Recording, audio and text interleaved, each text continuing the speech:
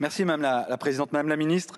En novembre 2023, les Parents Vigilants, groupuscule directement construit par l'entourage d'Éric Zemmour, a organisé au Sénat un colloque. Cette association se targue régulièrement d'un véritable entrisme dans les institutions scolaires, grâce notamment à son infiltration des élections de parents d'élèves, le plus souvent en avançant masqué.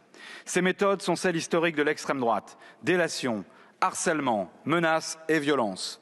Nos institutions républicaines doivent protéger l'école publique de l'offensive raciste et réactionnaire qui s'organise. C'est toute la liberté pédagogique qui est visée. Les cours sur l'immigration, l'éducation à la sexualité, l'enseignement moral et civique ou encore l'histoire coloniale.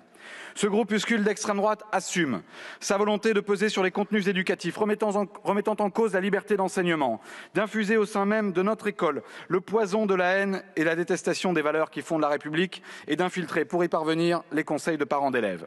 Cette organisation a déjà sévi et menacé des enseignantes et des enseignants via des raids numériques à la source de menaces de mort, d'injures, de harcèlement. Nous demandons donc la constitution d'une commission d'enquête de l'Assemblée nationale. La réalité de cette menace doit être prise au sérieux, tant l'histoire de notre pays et du monde témoigne des offensives abjectes de l'extrême droite contre l'école. De Vichy à aujourd'hui, des États-Unis d'Amérique de Trump au Brésil de Bolsonaro en passant par la Hongrie d'Orban, c'est toujours le même système qui se met en place.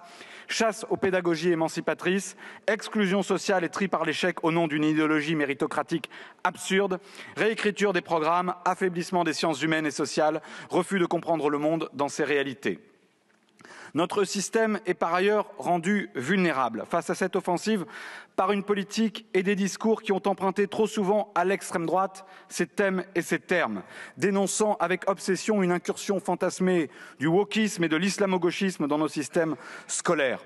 Il est temps de protéger notre école républicaine pour lui permettre d'assurer sa mission émancipatrice. Mais, Madame la Ministre, ce gouvernement est-il prêt à cela? Êtes-vous la bonne ministre pour cela? Nous devons débattre de l'influence de M. Zemmour sur l'école pour en affaiblir la vocation républicaine, mais après ce que nous avons entendu hier, on en vient en réalité à porter l'interrogation sur l'influence de M. Zemmour sur le président de la République en matière éducative. Il en a repris les slogans, mot pour que la France reste la France. Il en a repris la vision, le fantasme de l'école du millénaire dernier, le fantasme de la méritocratie et du tri par l'échec. Il en a repris les propositions, l'uniforme, le redoublement, la militarisation de l'école et de la jeunesse avec le service national universel. Ainsi donc, avoir choisi une ministre de l'Éducation nationale qui fait le choix pour ses enfants d'un établissement intégriste, communautariste, séparatiste, n'est pas une erreur de casting. C'est pour le président de la République une profession de foi, un acte principiel, une orientation idéologique. Madame la ministre, en fait, c'est un peu gênant ce que nous vivons. N'avez-vous pas honte d'être ici pour parler de l'école publique et de l'école républicaine que vous avez injuriée, d'une communauté éducative qui ne vous permet pas de visiter sans huer un établissement public? Vos rendez-vous en terre inconnue dans des établissements publics cette semaine n'y changeront rien. La communauté scolaire a besoin d'apaisement pour exercer au mieux sa mission. Elle a besoin d'une ministre et d'un gouvernement qui croient dans l'école publique, qui croient dans l'école républicaine, qui croit au fond dans la République et fait un autre choix que celui du séparatisme et du communautarisme. Madame la ministre, pourquoi ne pas partir? Pourquoi ne pas quitter ce ministère ou ce bout de ministère et vous concentrer sur les Jeux Olympiques et laisser l'école être réparée, se reconstruire, loin de la diffamation que vous infligez aux enseignantes et aux enseignants, loin des mensonges qui sont les vôtres et qui ont été établis par la presse à plusieurs reprises. Vous allez sans doute dans un instant nous parler de l'autorité des professeurs.